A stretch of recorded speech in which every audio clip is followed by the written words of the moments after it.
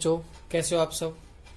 अच्छा, आज अपन करने वाले हैं एक्सरसाइज 11.3 का क्वेश्चन नंबर 14। ठीक है, तो देखिए क्वेश्चन नंबर 14 में दिया क्या है कि आकृति में दर्शाए अनुसार यदि ए बी लंबवत है बीसी पर, ये ए बी है, बीसी पर लंबवत है, इसका मतलब ये 90 डिग्री एंगल है। ठीक है, डीसी लंबवत बीसी पर, ये डीसी है, ये लंबवत है किस पर, बीसी पर, ये भी लंबवत है। ठीक है, और डीई लंबवत एसी पर, ये डीई है, ये भी आपकी लंबवत दी गई है। ठीक है, तो सिद्ध कीजिए कि त्रिभुज सीईडी समरूप है त्रिभुज एबीसी के।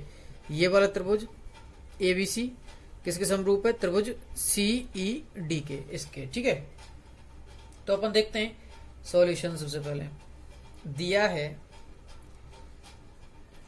है अपने पास, क्या दिया है, ए बी लंबवत बीसी, डीसी लंबवत बीसी एवं डीई लंबवत एसी। ये अपने पास तीन चीज दी गई है, मैंने लिख दिया। ठीक है, सिद्ध करना है क्या सिद्ध करना है कि त्रिभुज सीईडी समरूप है त्रिभुज ए बी सी के। ठीक है, तो अब अपन आगे चलते हैं। उत्पत्ति में लिखना क्या है, सबसे पहले इन त्रिभुजों को देखना है कि ये 90 डिग्री है अपने पास और इधर ये 90 डिग्री है, तो ये लंबवत है, तो ये लंबवत एक दूसरे क्या हो जाती हैं, समांतर हो जाती हैं क्या।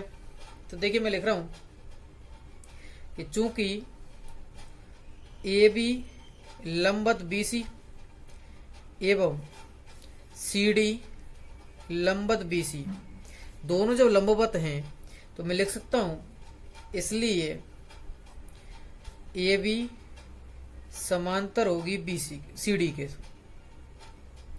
भाई ये ए बी और सी डी क्या होंगी, समांतर होंगी। ठीक है, अच्छा मैंने लिख दिया, ये अपना समीकरण नंबर 1 है कि ए बी और सी डी अपने क्या है, समांतर है। दूसरी बात, अब ये समांतर हुए तो इनसे बनने वाले ये एक तिर्यक रेखा है, तो इनसे बनने वाला एक ये कोण में कोण 1 नाम दिया और ये वाला कोण मैंने कोण 2 नाम दिया। ठीक है, तो मैं लिख देता हूं कि ए बी समांतर सी डी एवं तिर्यक रेखा कौन सी, एसी से बनने वाले एकांतर कोण कौन से हैं, कोण 1 बराबर कोण 2। ठीक है, मैं लिख सकता हूं भाई कोण 1 बराबर कोण 2, ये एकांतर कोण हो गए। ठीक है, दोनों बराबर होंगे, मैंने समीकरण नंबर 2 लिख दिया है। अब अपन देखते हैं इन त्रिभुजों में। ठीक है, तो त्रिभुज ए बी सी एवं त्रिभुज सीई डी में, इन दोनों त्रिभुजों में तुलना करते हैं। तो सबसे पहले देखते हैं कि कोण 1 बराबर कोण 2 कहां से आया है, समीकरण 2 से। दूसरी बात कि कोण बी बराबर कोण ई बराबर 90 डिग्री दिया है, ये अपने पास दिया है कि ये लंबवत है। ठीक है, तो अब अपन लिख सकते हैं इसलिए ए समरूपता नियम से त्रिभुज ए बी सी समरूप है त्रिभुज सीई डी के। ये दोनों त्रिभुज क्या हो जाएंगे, समरूप हो जाएंगे। ठीक है, अपन को यही सिद्ध करना था, तो इसलिए मैं लिख सकता हूं अपने दोनों त्रिभुजों के समरूप होते ही इति सिद्धम। अब अपने अगले क्वेश्चन पर चलते हैं अपन, क्वेश्चन नंबर 15। ठीक है, क्वेश्चन नंबर 15 अपने सामने है कि त्रिभुज एबीसी की भुजा बीसी के मध्य बिंदु डी है। ठीक है, त्रिभुज एबीसी में भुजा बीसी है, इसका मध्य बिंदु क्या है, ये है। ठीक है, डी है। यदि एडी का समद्विभाजन करती हुई एक रेखा, एडी का समद्विभाजन करती हुई एक रेखा बी एक्स इस प्रकार खींची जाए कि यह ई पर क्या है, समद्विभाजन करती है, एडी को ई पर काटती हुई आगे बढ़ती है। ठीक है, उसके बाद ई एक्स अपॉन बी बराबर 1/3 ये अपन को सिद्ध करना है।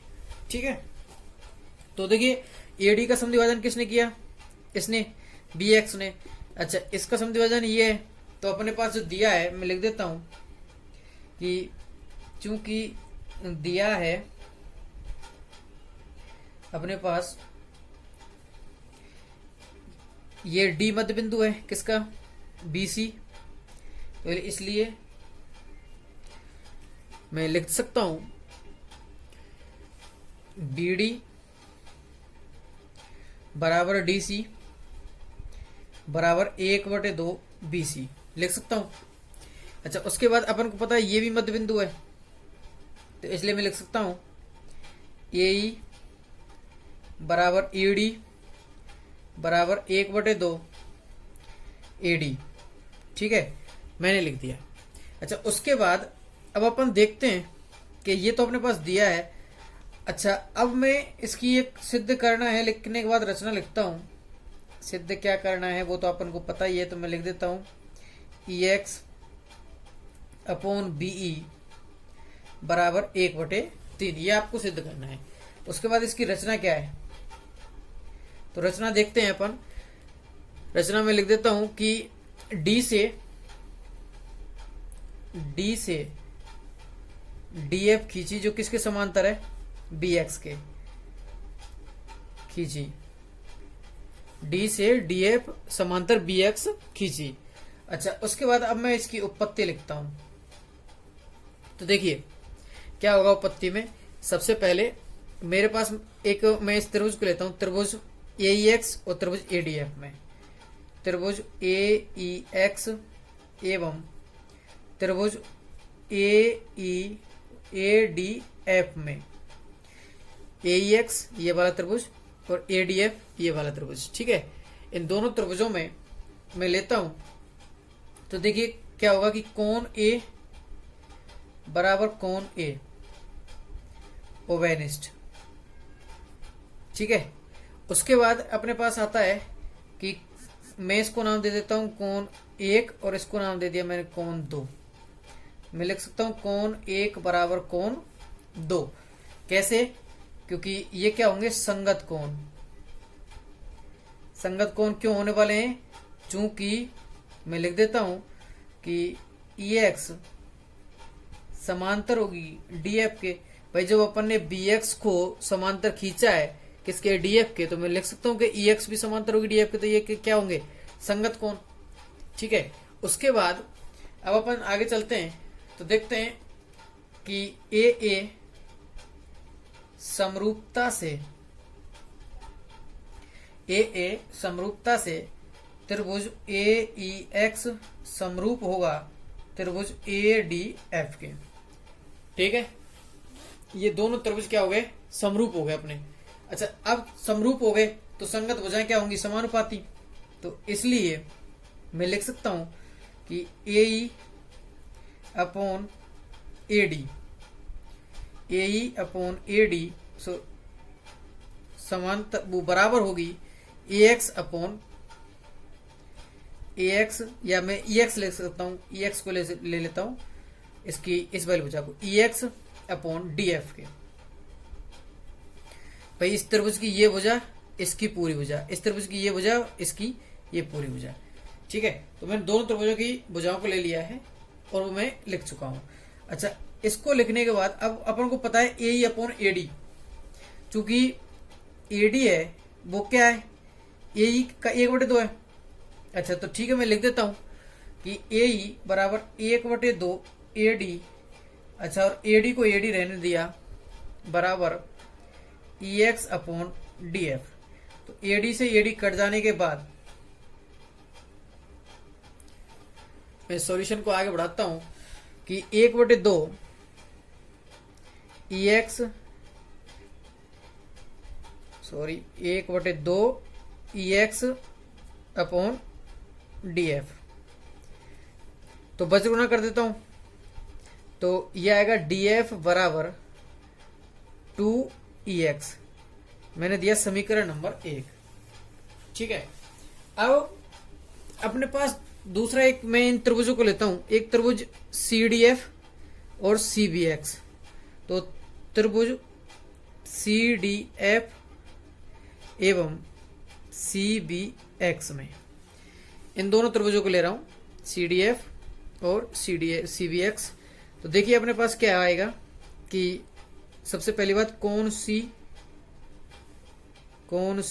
बराबर कोण सी क्या है, उभयनिष्ठ है। उसके बाद अपने पास आने वाला है कि मैं ले लेता हूं कि ये कोण, इसको मैंने दिया समीकरण, या इसको ले लेता हूं मैं ये कोण 3 और ये कोण 4। तो मैं लिख देता हूं कोण 3 बराबर कोण 4, क्योंकि ये भी क्या होने वाले हैं, संगत कोण के कारण आपको पता है ये ई एक्स समांतर डी एफ, बी एक्स समांतर डी एफ, जो कि अपन ने माना है रचना में।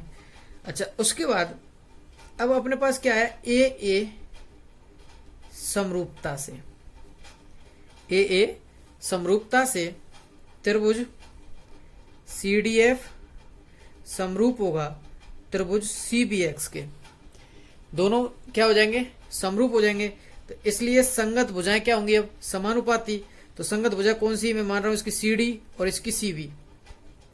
तो C D upon C B बराबर होगी इसकी ये अपने डी एफ और इसकी बी एक्स के। तो मैं लिख देता हूं डी एफ इसके बी एक्स के। अच्छा, तो देखिए अपने पास पता है C D upon C B लिखा हुआ है। तो सी बी का मान अपन को पता है क्या आता है, एक वो ये सी बी का मान आएगा 2 इंटू सी डी, या फिर मैं सी डी का मान लिखना चाहता हूँ 1/2 सी बी लिख सकता हूँ। देखिए मैं लिख देता हूँ 1/2 C B upon C B बराबर अपने पास आएगा डी एफ। तो डी एफ का मान क्या है, 2EX। तो मैं लिख देता हूं 2EX अपॉन बी एक्स। अच्छा, अब अपने पास क्या है, देखिए सीबी से सीबी कट गया, तो 1/2 2EX अपॉन बी एक्स, ये अपने पास प्राप्त होता है।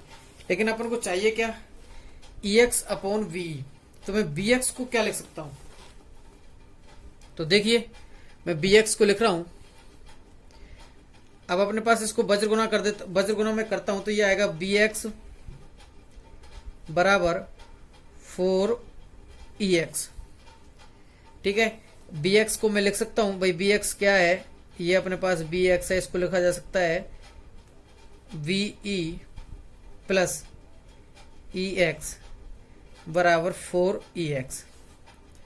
अच्छा, EX को मैं उधर ले जाऊं तो BE बराबर 4EX माइनस EX। ठीक है, अच्छा अगर VE अब उधर 4 में से एक गया EX, तो क्या बचे, कितने बचेंगे, 3EX।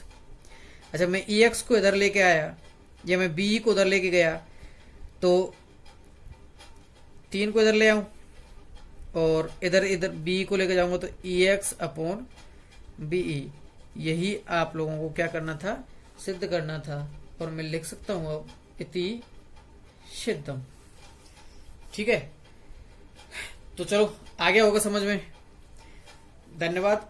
अब अगले क्वेश्चन के साथ मिलते हैं नेक्स्ट वीडियो में।